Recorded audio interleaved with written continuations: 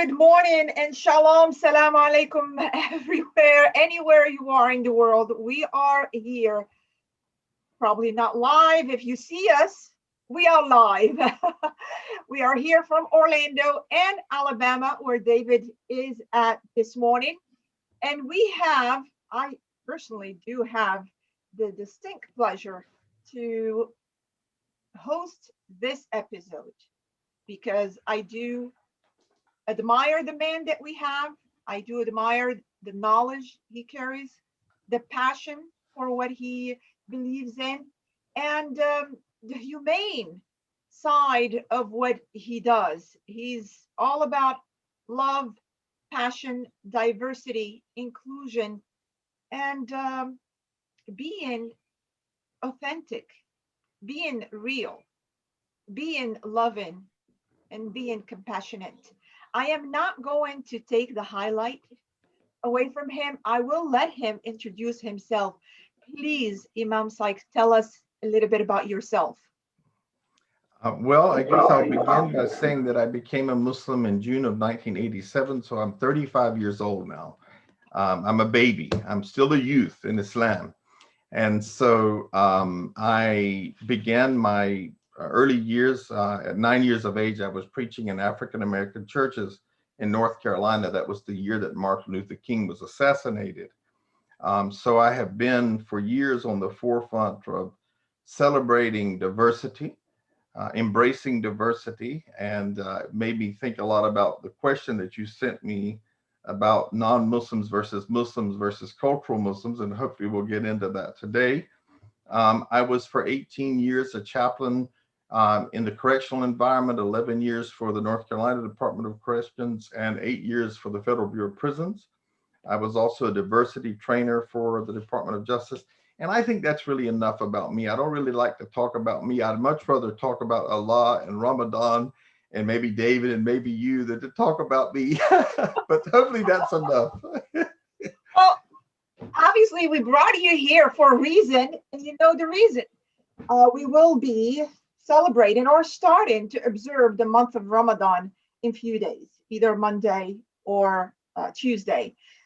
1.7 billion people in the world observe this holiday, if we want to call it holiday, but for a lot of Muslims is a state of worship throughout 30 days.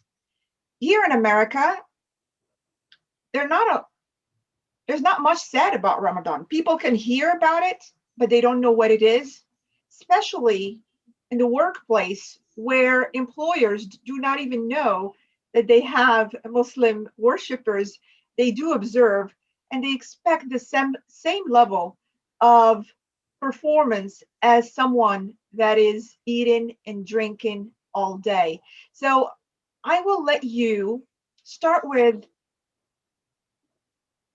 telling us, or telling our viewers, our listeners, what is Ramadan and what is the significance of Ramadan for Muslims? Great. Well, I always believe that we should start with the scripture to look at what something is. In Islam, when we ask a question, we always defer to Allah and His Messenger. And yet it's so much more. So I'm just going to quickly say that the mission statement and the Quranic definition of what Ramadan is found in Surah Al-Baqarah, the second chapter of the Holy Quran, verses 183 and 185. So the first mission statement is that we are to obtain consciousness of God. We are then told in the hadith that it is the month of abstinence, not the month of indulgence. So that tells us some interdimensional meaning of this great holy month that's coming to us.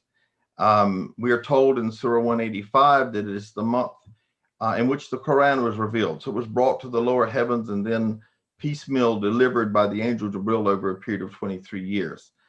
What we are celebrating is that a standard came by which we could discern truth from falsehood. God tells us in that verse that we should extol God and that we should render thanks to God. So it's a month of gratitude. It's a month of thankfulness. But I believe that what people would rather hear perhaps is my personal interdimensional experience with Islam. So in that vein, I would say that it's about worship and surrender. So it's a boot camp focused on spiritual food instead of physical food.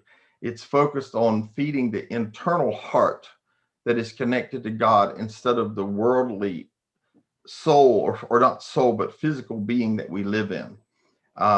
It is an experience that, if practiced with the right conditions, will stimulate the deepest part of your soul, I believe. The lub, the kernel of the heart, will be penetrated if Ramadan is observed with the right conditions. Allah subhanahu wa ta'ala sent among the people, the Arabs, an unlettered prophet to rehearse to them signs, miracles, ayats, ways to move and to navigate in this world, to cleanse and purify them, and to impart upon them the knowledge of the book and wisdom. So it's a month that is just packed. 11 months out of the year, we focus on what we want. Pretty much my desires, what I want. And our worldly desires are often not in the path of Allah. It's not the way we gain taqwa or God consciousness, but it's more like the path of our ego, our lower self. Yeah. So during the blessed month of Ramadan, at least the way I experience it, is that we are given the freedom from the self. Not freedom of the self, but freedom from the self. And this actually creates a boot camp opportunity for us to grow. So really, if you practice Ramadan with the right conditions, you will come out at the end of it a changed person. If you simply just observe the rituals, but you do not literally focus on the inner dimension of the heart, you'll just come out hungry and thirsty. And God doesn't really need that. And he told us that. What I see in the month of Ramadan, if you look at the ahadith, it actually begins 60 days before Ramadan in the sacred month of Rajab. And so we till the soil of our soul in Rajab. The rain comes in the month of Sha'aban, where many of us fast quite a bit, because the Prophet fasted more in Sha'aban than any other month. And then the harvest comes in Ramadan. So I see it as really a 90-day process instead of just a 30-day process. And really the purpose of life is to develop a tendency to focus on the divine. And when you are fasting for the sake of Allah, then you are consistently, if you're in the spirit of that fasting, thinking about the divine. So indulging the self and serving the freedom of the self, or what we call free will, without proper restraints, actually causes us to disengage from exalted knowledge or divine knowledge. It causes us to focus more about what external stimuluses are telling us. So the television tells us to do this, and if you don't use this toothpaste, you're not going to be sexy. If you don't use this makeup, you're not going to be pretty. It's all fear motivated. But for a month, we're actually focusing on how can I connect to Allah. So really and truly, it takes us into another dimension, and it reminds us that there are joys, pleasures, and happiness in a source that's not physical or materialistic. And I know you have other questions, and I can always come back to this. But as you can see in my heart, Ramadan is my best friend, and it makes me a better person because of the focus. So I'm always very sad when Ramadan is over, because I feel like a very influential friend has come to visit me and has left. Yes. So I always fast 6 days in the month of Shawwal, which is the month after Ramadan, because I don't want to lose that spirit. I'm very sad, and I think you can hear I'm getting emotional. Yeah. I'm very sad when Ramadan leaves me, Oh my because gosh. it is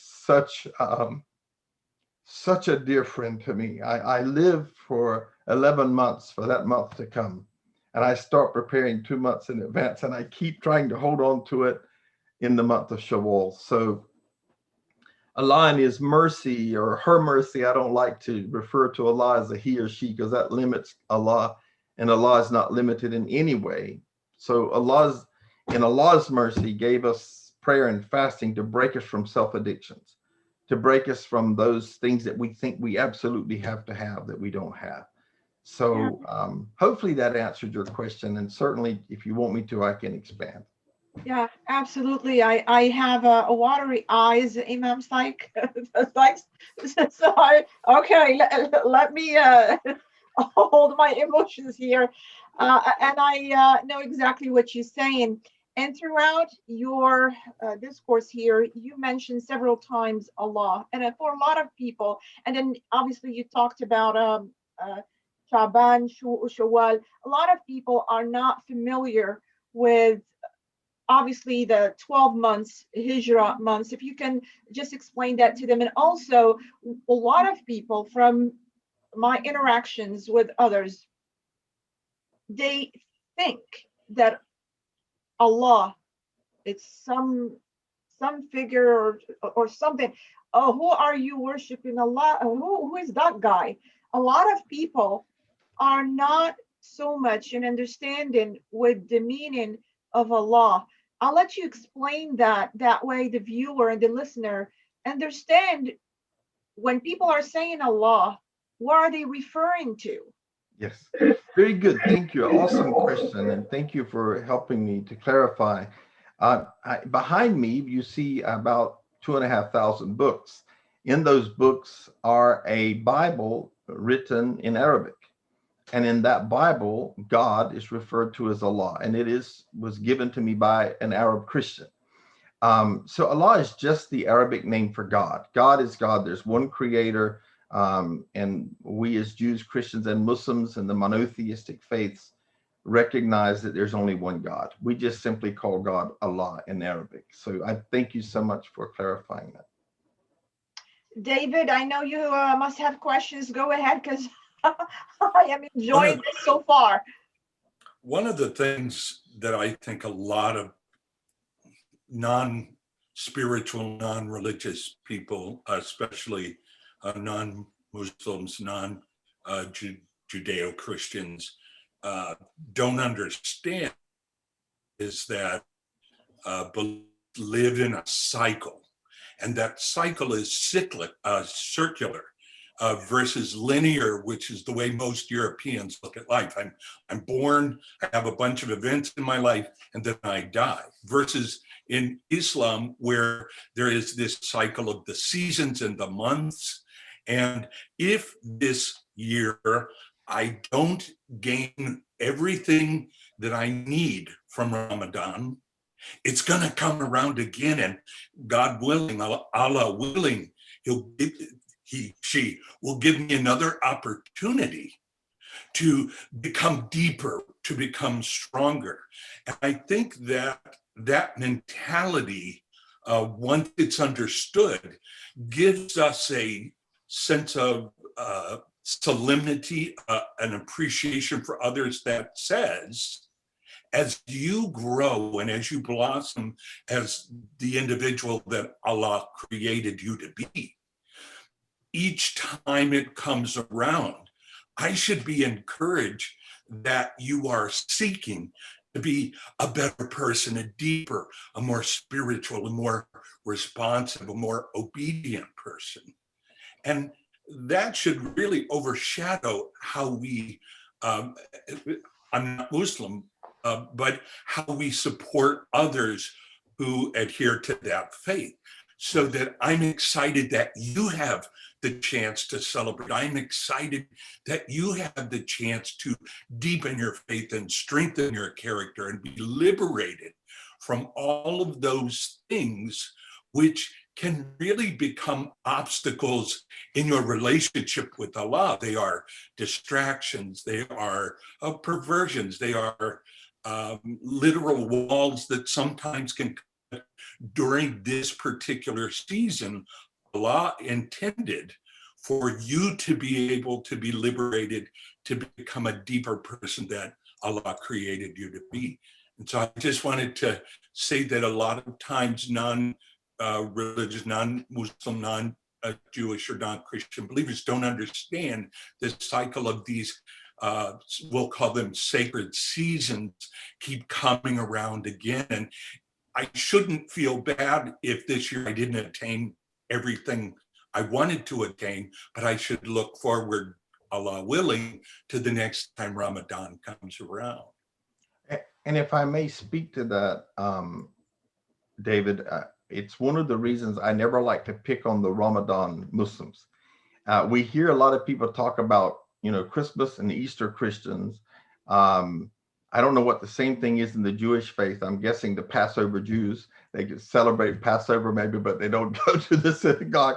I'm sure there's something in there that I don't know about. But what I'd like to say is that identity in the study of the soul refers to the capacity for self-reflection and awareness of the self. And so whether you are a so-called practicing Muslim or a non-practicing Muslim, this occurs. So what's very interesting is that in countries highly populated by Muslims, or so-called Muslim countries, I don't like to use that word loosely,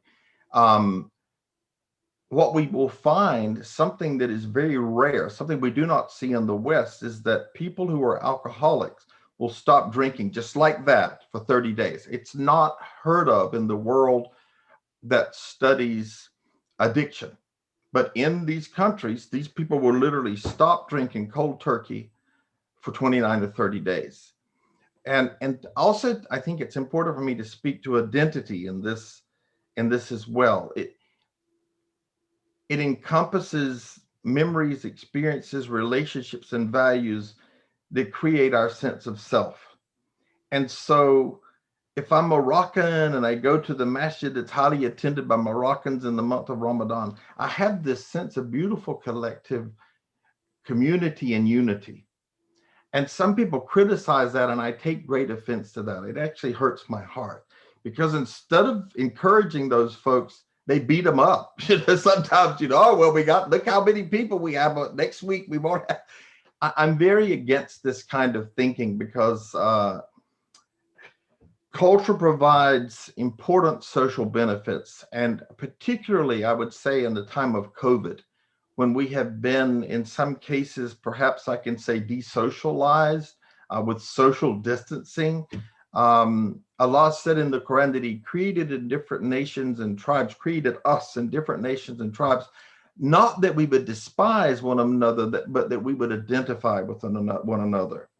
So I'm reminded of how there was an Ethiopian group of converts, and they began to dance with their drums and their spears in Masjid al-Nabawi, in the Prophet's Masjid.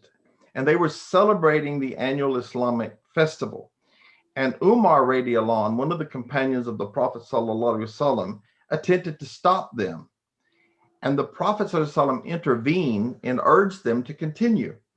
And so what we see in this that I think is so vitally important is that the Prophet sallallahu alaihi wasallam said to them, play your games, sons of Ethiopia, so that the Jews and Christians know that there is flexibility, fusah, in our religion.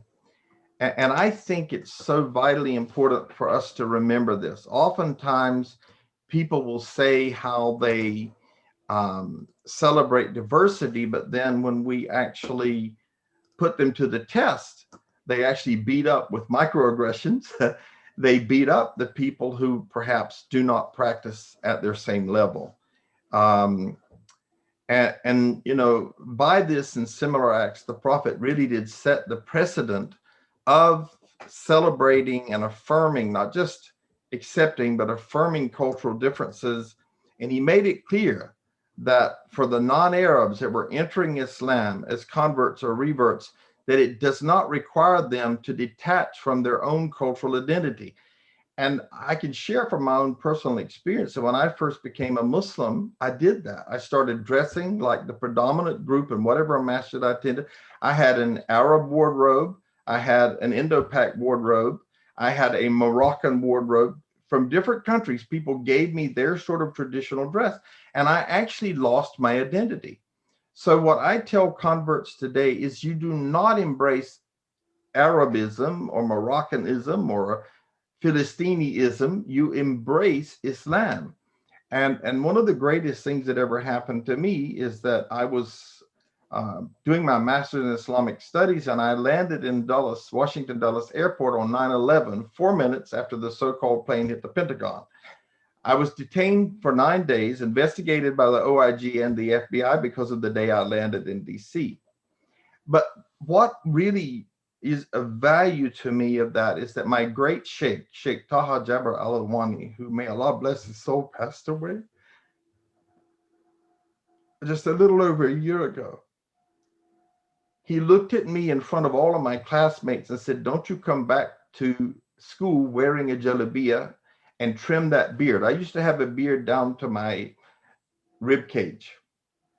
And he said, embrace who you are as an American, and your efficacy as a da'i, as one who invites people to Islam, will increase. And he really, really gave me a great gift when he told me that. It humbled my humility.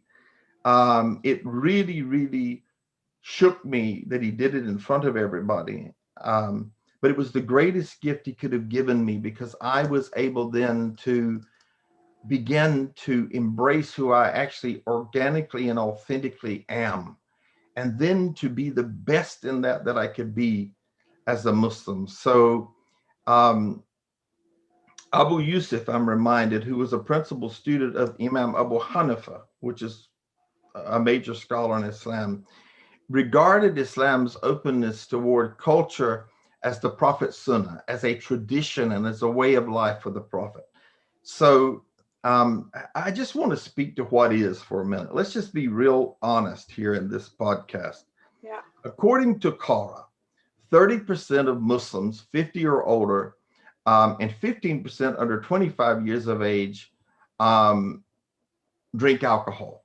Now, we know that it is haram, it is prohibited to drink alcohol in Islam. But these Muslims who are doing this will practice the month of Ramadan. And for 29 or 30 days, they will at least not be having drinks during lunch. And their focus will change. And again, this is what Ramadan is all about. We embrace the Prophet's Masjid al-Nabawi was the hospital for the brokenhearted.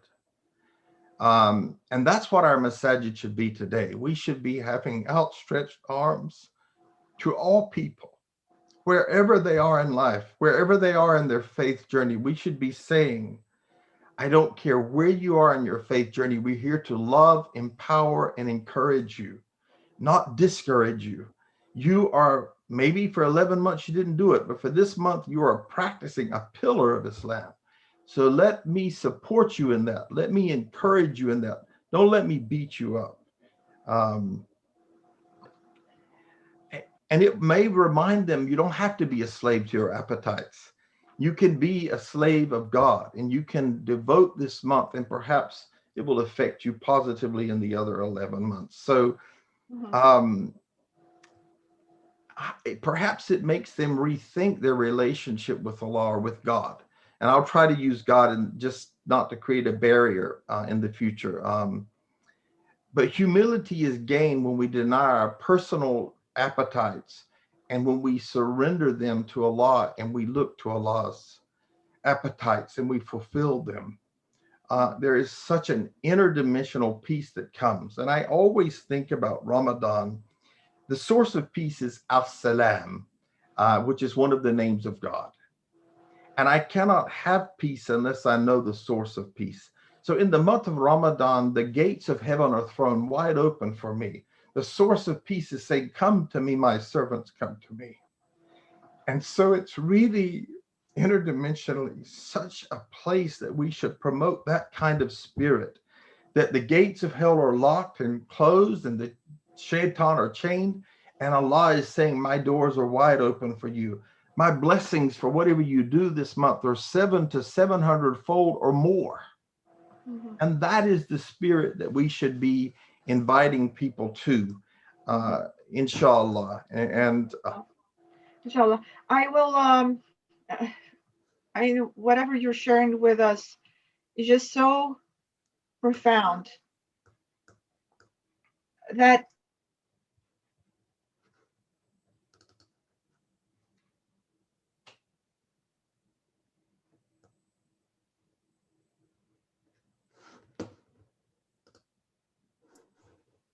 I'm thinking that Mona's camera has frozen just a little bit. I'm not sure. One of the things that comes to mind as you were speaking is that really Ramadan is a season, a period of time whereby we can say, there's a better way. And if I pursue my desire to find this better way, that Allah will bless my efforts. He knows my heart. And during this season, the things that I discover will be in some ways different than what I discovered the last time I observed Ramadan. So whether a person only observes Ramadan or whether there is what I like to call an overflow of the abundance of all the things that we discovered during that period of a better way, that inspires me to not be content with what I gained from being more devoted, more passionate, more disciplined during that one season of time. But I want to see how that impacts me the rest of the time. And I think the only way that we can ever become empathetic individuals in a world of diversity is that we have an appreciation for every individual's journey to find a better way, to be the better them, to be the best that they can be. And one of the things that I really love about Mona is that that permeates everything she says. How can we love people? How can we teach people to love themselves liberally and let that overflow in all of their relationships so that it's not expecting you to look and talk and act like me, but it allows me to celebrate that you are discovering your identity. You are discovering your history. You are discovering your place in this very, very beautiful world made up of different people. So I hear that as you're speaking, and that touches my soul, because that is a very noble thing to realize. As we get older, we realize, hey, we have more to change today than we realize that we had when we were younger. And part of the reason is we devote ourselves to those seasons of introspection, not to belittle ourselves, but to be able to say, Allah, how can I be the individual that you created me to be? How can I seize the opportunities that you created me for? How can I fulfill the purpose for which you made me? Yes, absolutely. I'm loving what I'm hearing here, and I appreciate both of you for what you're sharing with us. We are going to switch this to business, okay? Because obviously, a lot of people that may have Muslim employees or actually Muslim employers who have non-Muslim, we want to share with them things that probably they may not have thought of before. And I can share here candidly, can share my experience. And this was one of the reasons why I decided to become self-employed and free myself up from the corporate world and all the chains that comes with it. And it brings me back to 30 years, just 20 years. I was fasting, observed like everyone else, because Ramadan obviously is dear to me. And just like you said, there's 1 month that we try our best to get closer to the Creator and really focus and leave out the worldly, what we call them, shahawat, temptations, and come to realizations that we are here because of God. And I was not allowed to have my meal on time. I'm still here. I am fasting all day. And I was in an environment where I had to produce. I was in sales. I had to be talking to customers. I'm running out of my breath. I cannot drink. I cannot eat. The rest is having snacks, drinking water or soda, whatever it is. But here I was, the only one. And what a feeling that was, that I am observing internally, not so much showing it externally. I had to perform at the same pace as everybody, probably more than everybody else. Time for meal where we have to sit and thank God I didn't even have that chance. I would go a half hour later, sometimes an hour later before I had a sip of water, before I could eat. It is excruciating.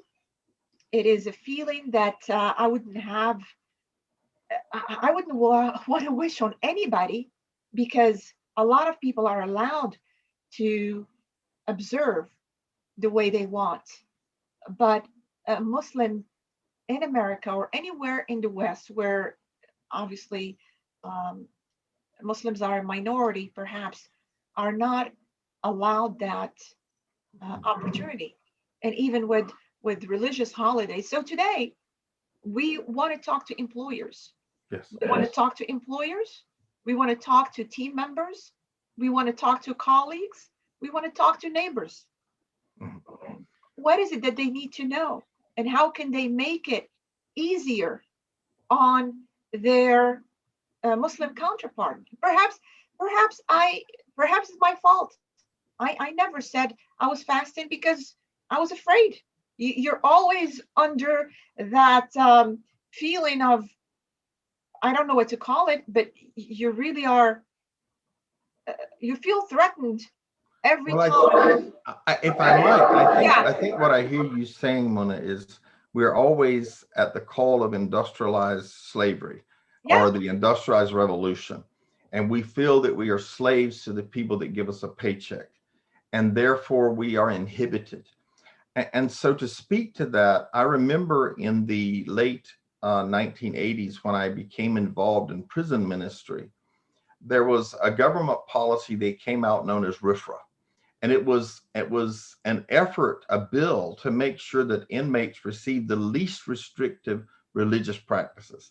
And I took that bill and I fought for the incarcerated to be able to have halal meals and to be able to fast in Ramadan and to be able to not have to work. And then I got out when I got in 2008, I think it was, or when I retired from the prison system, I realized, wow, the inmates actually at that point had more privileges than the people in the free world when it comes to the freedom to practice Ramadan and other holidays. So by the way, I had the most diverse chapel. When people didn't like to work for me because I had 27 faith groups. If you had a national faith group, you were going to have a worship service and a study group if you wanted it. Let's talk though specifically about Ramadan and how we can help those people who want to be kind to those who are fasting and those people who are fasting who can help get the rights that they really need. And there's sort of 2 points of view on one thing, and I'll just sort of get that out of the way first and foremost.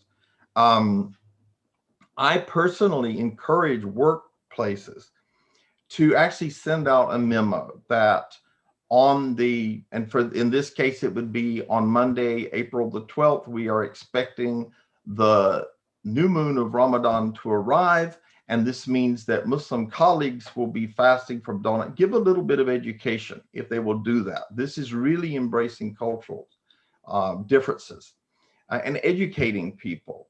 And then some Muslims will say that they're very offended if people eat in front of them. Others will say it doesn't bother them. Now, I remember, like you, I went in the corporate world after I left Christian ministry for a while before I ended up somehow by the grace of God becoming an imam. I never asked for that. But I remember sitting at this very expensive restaurant on Sunset Boulevard because I was running the second largest property management company in LA at the time, and having this terrible dry mouth, and my lips would stick to the top of my teeth. And I would say, it's fine. I don't mind if you eat, I'm fasting. It doesn't bother me at all. I was one of those people that didn't bother. But, let's face it, the halitosis, when you are fasting for 15 or 16 hours, your breath kicks. I'm going to just speak street language here. And you find Muslims like, well, yes, yes, I did fulfill that mandate. and it's on your desk, just as I promised. And so one of the things that I would first and foremost say is don't make fun of people. Don't talk about people behind their backs about their bad breath. Don't come along and tell them they need to brush their teeth or something. But being aware. So the first thing I would say is that there are 2 points of view on that. For many, it will they feel awkward if you're eating. So I always say to employers, try not to schedule luncheons and expect for Muslims to go to luncheons during the month of Ramadan. Perhaps try to schedule the meetings in the morning or try to schedule the meetings in the afternoon, but don't force your employees to sit at a luncheon. And also, if you can do presentations, people that are in sales or trainers, I know I have to talk a lot, and I can tell you when I give a khutbah, which is the Friday sermon, and I'm fasting, those lips are sticking to the gums, and I look all distorted. And even when I play it back, sometimes, well, I hope people don't think I was involved in some kind of drugs here, because you even sound like you're slurring your speech. I like to keep it real. You know what I mean?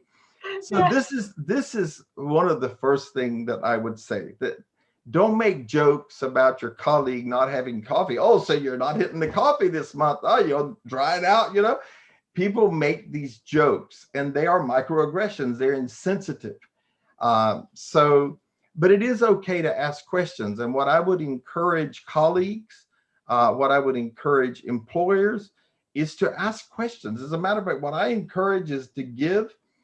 If you want to let somebody talk, instead of making a sales presentation, let them make a presentation about what Ramadan is to them and what they're actually doing and how. Make it personal, how you can actually support me in this month of fasting. One of the things that I encourage workers to do is, if they will, to let Muslim employees take their lunch hour at the end of the day. So they get to leave an hour earlier and not take lunch. And these things are doable. Sometimes the Muslims are afraid to ask. And speaking of that, the First Amendment right, you are entitled as an American to practice your religion in the workplace. When I first became a Muslim, I had a temporary job. It was full-time, but I had a temporary job with Jenny Craig Weight Loss Centers as their trainer, their lifestyle trainer. And so I resigned, and then I was doing something else, and they came back to me and said, we'd like you to come back to work for us. And I said, well, I'm a Muslim now, and the only way I'd come back to work for you is if you gave me a place to pray. And then in the month of Ramadan, I can fast, and you're not going to bother me about it. I'm going to pray 5 times a day. It's going to take me about 15 minutes. And they gave it. So I think what's important here, not only to empower employers, but to empower Muslims to know that you have a right in this country to practice your faith at work. And if you don't, I don't like it to approach it this way, you have a recourse. You can actually complain and actions will be taken. The other thing I think it's important to say is that, and I know this is not something people like to hear, they get uncomfortable, but women in Islam cannot fast when they're menstruating. And so we should never, ever say to a Muslim who's not fasting, why aren't you fasting? Everybody else is. Because I don't think the woman in the office wants to say, well, excuse me, but I'm menstruating. Or the guy might not want to say to the woman, well, I'm actually ill. And when you're ill, you don't have to fast. Or I have diabetes. So these are very insensitive questions to ask. So definitely avoid asking those kind of questions. I think it's great to have a company iftar, or for a Muslim to invite their colleagues to come to an iftar. Prior to COVID, I started doing iftars on the south side of town years and years ago, inviting people to come. And there were people that would fast with us and have an experience so they would know what it was like. And they would share these experiences. And many non-Muslims, as a result of that, actually said to me, I'm going to start fasting because it was such a wonderful experience. So let's educate, because knowledge is power. Let's educate people about what it is. And let's educate Muslims that bona fide religious beliefs are absolutely allowed in this country. They are encouraged and they are supported by the law. They are supported by Title VII of the Civil Rights Act of 1964, that we should have religious accommodations by our employers. Also, what I'd like to say is that I encourage Muslims to get a letter from your masjid or to write a letter stating that Eid is expected to be on this day and I would like to have off these days. But do it now. Don't wait till 2 days before Ramadan. Very, very important. So get a letter to your employer. I'm going to be fasting and I would like to request the following accommodations.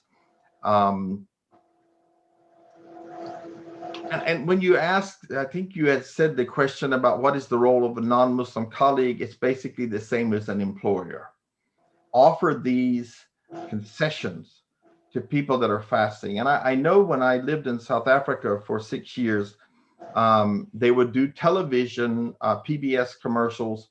Remember your Muslim brothers and sisters in humanity are fasting, have mercy on them, go easy on them. And so I think that question sort of can be answered with the very same edicts as employer. If you're my colleague, have mercy on me and understand where I am and ask me questions and know what I'm doing. And you mentioned iftar a couple of times. For our viewers and listeners, just tell them what iftar is. That way they don't confuse it with suhoor. What is iftar? What is suhoor? Thank you so much. Thank you. Iftar is when we break the fast at sunset. And I'll throw out a little advert here. If you are a starving student, find out when the month of Ramadan is, and for 29 or 30 nights every year, you can get a free meal. When the sun sets, just go to the masjid and say, I'd like to experience what you folks are doing. And they'll feed you. I will warn you, if you're not used to spicy foods and you go to a masjid predominantly attended by subcontinent folks, you may have not only an external cleansing, but an internal cleansing. So, so I always like to say, go to the masjid and experience the breaking of the fast called iftar. It's a joyous occasion. I think this year, some of the masajid will be opening it to the public. They will be doing social distancing. Make it a point to try to find a way to have one of these experiences. It's a very powerful, it's like a celebration every night. And then I would remind my Muslims that when you go to break your fast, remember that you are breaking the physical fast, but you're maintaining the spiritual fast. So what happens is that our desires get all activated when we smell the food, and we almost become like animals, and people are pushing people out of the way and rushing to the iftar table like animals running to the trough. Remember that to retain the spirit of Ramadan, to extol Allah. Thank you, Allah, for this iftar. We have a prayer that we say, Allahumma laka sumtu wa ala raskika aftartu. Today I've fasted, Allah accept my fasting. But come to that iftar in a prayerful spirit, in a spirit of gratitude, extolling Allah that you have successively fasted another day, and enter into that spiritual dimension so that you go from that meal into the masjid to pray, and then you listen to a 30th of the Holy Quran recited in the speech of God in Arabic. And let your heart be penetrated by that. If you eat too much food and you don't remember it's the month of abstinence, you'll be standing there falling asleep like a big lunch and then trying to work. So I want to say that lovingly to my Muslims. Remember, it's still the month of abstinence, even when you go to iftar. And our beloved prophet used to break his fast with bread and dates and water sometimes. They did not have 5-course meals. And what's interesting is that in the month of Ramadan, sometimes Muslims' grocery bills go up exponentially. Now, if you're feeding another person, that's great because you receive the same reward as they do. But if you're having all of these delicacies, perhaps you might be missing out on the spirit of Islam. You're not abstaining, you're indulging. So I wanted to throw that in too. I want to give something to the business world, the Muslims and the non-Muslims. And I want to say that I hope I've answered your questions well. And if I haven't, please forgive me. Yes, yes, you have. And one thing that I can add here is not only the fast after breaking the fast after the iftar, a lot of Muslims, a large number, majority, head out to mosque or even stay home to pray. So we're talking about not only fasting, but there's a lot of or long hours of prayers and worship, and a lot of them do not go to bed early. So they have work next day. They may feel tired, not because so much of the fast is because the night before they were standing up and bowing down and praying. So employers have to take that into consideration, especially when they have workers outdoors in the heat, the sun, and they're doing construction work and doing heavy duty work. And they're not realizing that can be detrimental to not only their health but their well-being as well. And there are a lot of Muslims that do endure that. So we have to be mindful of this as well, just like you said it beautifully. I mean, just ask, be accommodating, be mindful. And it's 1 month that is sacred to a lot of people. And if you're not practicing, probably you would not understand how sacred it is. And you said it at the beginning, when it leaves, you had tears in your eyes. It's a friend leaving you. And that's how deep this month is. That's how important this month is.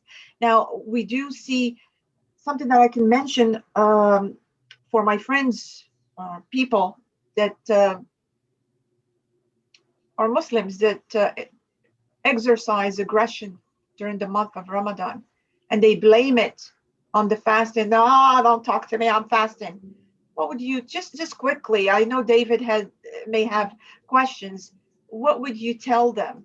Um, Well, that's an outstanding question. And remember that Ramadan is about learning to control ourselves. The Prophet ﷺ said that if someone wants to argue with you while you're fasting, that you should say calmly, I'm fasting, I'm fasting, I'm fasting. So if you think about it, I'm fasting with my tongue not to gossip. I'm fasting with my ears not to listen to gossip, because what is a sin to say is a sin to hear in Islam. I'm fasting with my extremities, so that when these kind of things happen, I would say to people, have consciousness, have mindfulness, be aware of what you're doing. And that means that fasting is not just doing without food. It is an interdimensional awareness of Allah. So it says that we fast to attain taqwa. And the word taqwa means God consciousness. So that's what I'm actually trying to do. And this goes back to what I said in the beginning. It's spirit and form. I've got to know what to do, the right conditions, and then I've got to do it with the right spirit. And so if it's with the right spirit, I'm going to say to someone, I feel that this conversation that you want to have might take away from my fasting, or might not help me in surrendering to Allah. And I think these are great pieces of script that we should carry in our heart, that when someone wants to engage, and you will be tempted, one of the sad things, and yet I'm glad that people are there. A lot of people will go and they'll get lost in the talks of the breaking of the fast, and they'll start talking about the world and the stock market and all of the money they're making. And they will leave the masjid and go stand outside and fellowship and smoke cigarettes and whatever they do. And again, I don't mean this, it sounds judgmental, and that's not my intention. But my encouragement, and I come from love, or hub as we call it in Arabic, is to encourage those people to remember that they are still abstaining, not from food at night, but they are abstaining from acts that don't please their Lord. They are trying to attain a consciousness of God. If I am truly conscious of God, will I be standing outside of the masjid cursing someone or gossiping about someone? So I hope that answered your question, and I hope I didn't go on a tangent. I do have a tendency to get passionate, and I just keep going. So, you never give a preacher a microphone, right? what We appreciate your honesty. We appreciate your knowledge. We do really appreciate your experience. And we do have about another 7 minutes or so. I'm going to let David take over right now before we give our final statements and give it back to Imam Sykes. I think one of the things that resonates with me is in most places outside the United States, people believe that they cannot separate their spiritual experiences from their other human experiences, that being my authentic spiritual self is as important as me being a good father or a good brother or a good worker. But here in the United States, unfortunately, whether you refer to it as this separation of church and state, the separation of spiritual and secular ideology, people tend to think that you can practice one uniquely devoid of the other at work, and then when you go to the mosque or you go to the temple or wherever it is you worship, then you can be spiritual. And what I hear being said is, if we are genuinely going to appreciate one another, we need to appreciate that person in everything that they are, in their spiritual identity, their cultural identity, their personality. And we need to have a sensitivity that all of those things are contributing to make you the best version of you that you can be. And maybe when that happens, we will see real transformation happen in the workplace when we see colleagues embrace each other and say, I'm not on the same journey that you are, but the journey that you're on is intended to lead you to be the best that you can be. And I want to encourage you to do that. I may not practice the same things. I may not even understand the same things. And I will commit to you what I don't understand. I will inquire in a sacred sort of a way, a respectful sort of a way. Can you explain to me how, for example, I can be supportive of you because your office is next to mine during the month of Ramadan?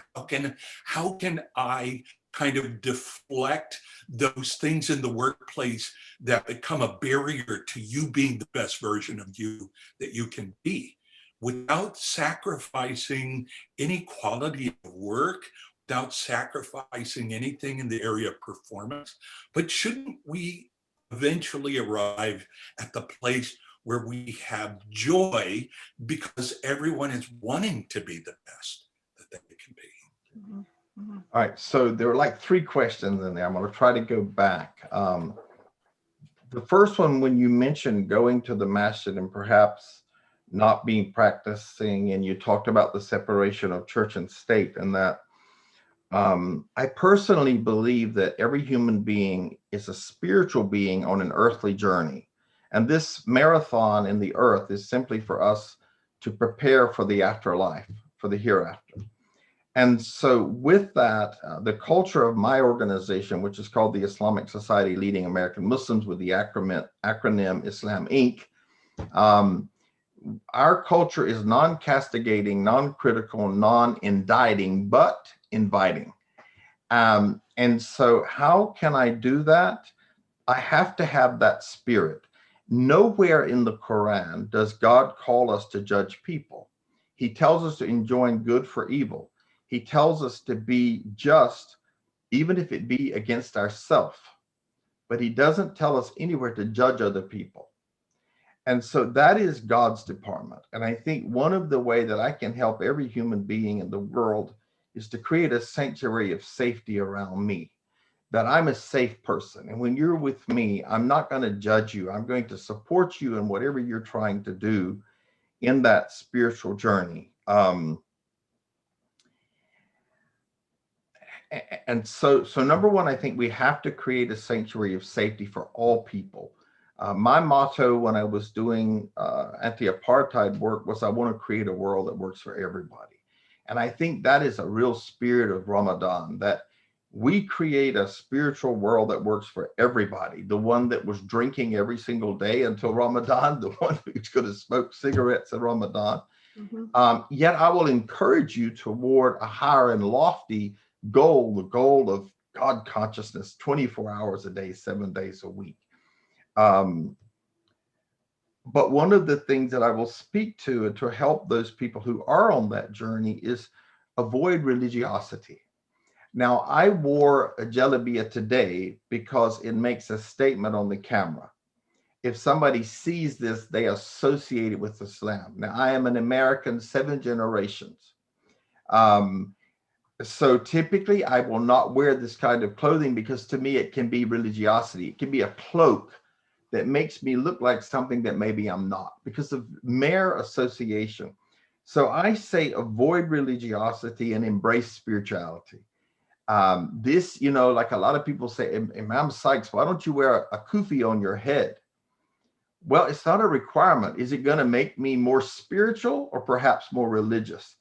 And I do think this is a huge piece that I never want to encourage people to move toward religiosity. I want to encourage people to move toward organic, authentic spiritual practices that they can own and practice well within their own heart. I encourage all of my students to set spiritual goals. We started that in the month of Rajab. We wrote them down. We actually did measurable results. And what will I have to do to attain that? But all of that's done in the vein of spirituality, not religiosity. So I'm not a lover of people that show up in the public and make all of these displays, but in their private lives, they're beating their wives or abusing their children. Religiosity just never did cut it for me, but spirituality is everything to me. And I recognize that even the person who is not conscious of God is a spiritual being. They might not know it yet. So if I love them and I open the windows of safety, the sanctuary of empathic listening, I can create the space for them to find that. But I am not moved by religiosity. I hope that answered your question, David. I know it was 3 parts and I tried to touch on all of them. So let me know if I didn't and I'll try to clarify.